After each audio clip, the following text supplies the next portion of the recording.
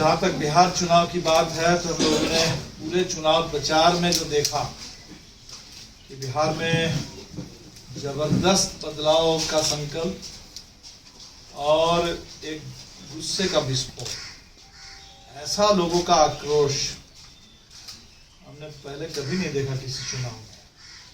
और वही गुस्सा, वो आक्रोश नौजवानों का, किसानों का, गरीबों का, मजदूरों का, महिलाओं का, वो एक महागठबंधन के नेतृत्व में एक बदलाव के संकल्प में तब्दील हो गया।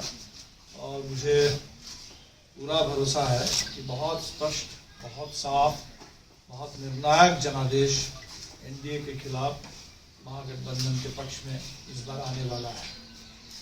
चुनाव के आखिरी दौर में हमने कल सुना नीतीश जी को ये कहते हुए कि आखिरी चुनाव, हालांकि बाद में सफाई दिया गया कि उन्होंने, उनका कहने का मतलब था कि आखिरी चुनाव मीटिंग। तो आखिरी चुनाव या आखिरी चुनाव मीटिंग जो भी हो, साथ साथ नीतीश जी ने भी कह दिया कि अंत भला तो सब भला।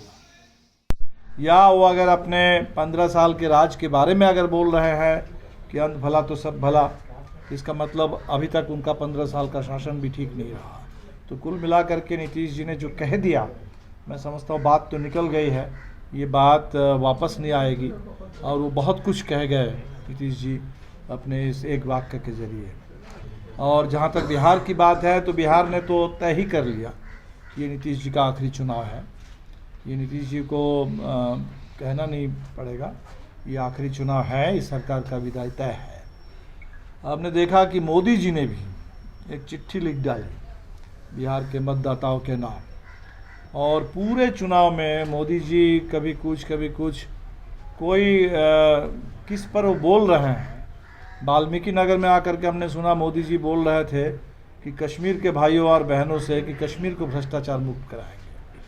तो अब पता नहीं बिहार के चुनाव से कश्मीर को भ्रष्टाचार मुक्त करने का क्या रिश्ता है, क्या मतलब है।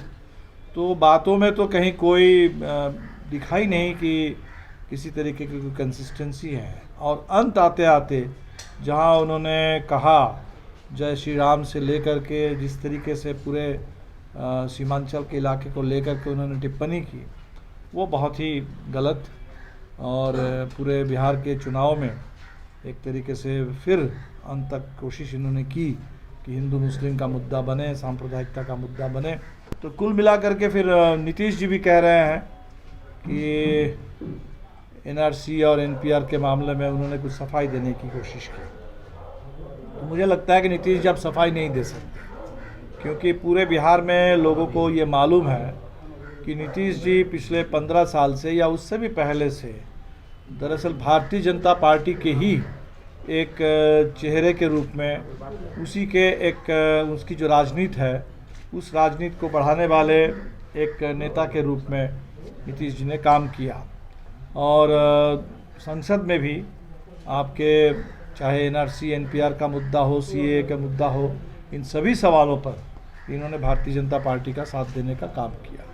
इसलिए अभी नीतीश जी कुछ भी कहे, पूरे बिहार में नीतीश जी इसीलिए याद किए जाएंगे कि नीतीश जी वो नेता थे जिन्होंने बिहार जैसे प्रदेश में भारतीय जनता पार्टी की खतरनाक राजनीति को, खतरनाक नीतियों को बिहार में बढ़ावा देने का काम किया। और ये अपने आप में बिहार और देश के हित के खिलाफ एक बहुत बड़ा काम था।